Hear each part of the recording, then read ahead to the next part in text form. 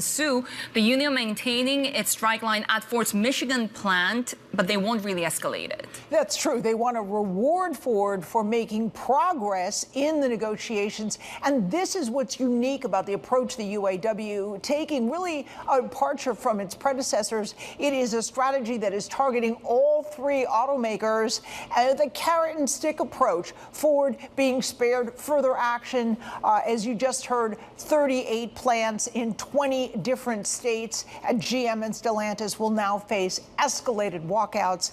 And we are told that Biden plans to travel to Michigan on Tuesday to support the workers. The White House administration not going so far as to support the UAW's 40% pay increase demand, but supporting the workers nonetheless.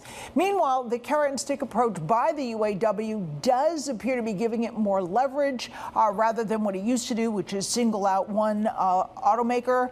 These are historic tactics to hit all three automakers at once, and the strategy appears to be paying off. They've added 5,600 more workers to a labor action that already had about 1,300 union members on picket lines from the three assembly plants in Michigan, Ohio, and Missouri. So they're escalating their actions. In other words, they are pressuring the companies with more and more walkouts as this strike goes on.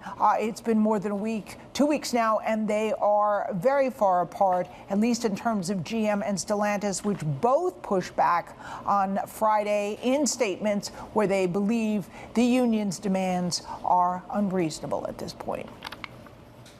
So meanwhile, the Secretary of Transportation, Pete Buttigieg, is talking win-win.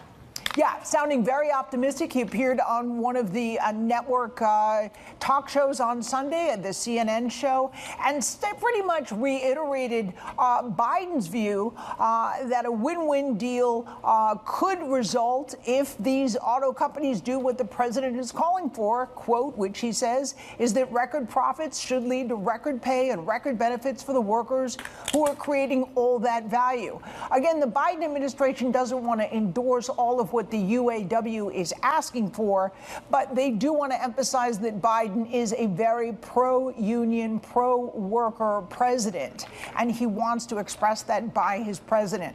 Now, GM and Stellantis, as the White House has pointed out, have logged 4 years of record profits. Ford's profits have been strong. The union maintains that these companies can afford to meet its demands.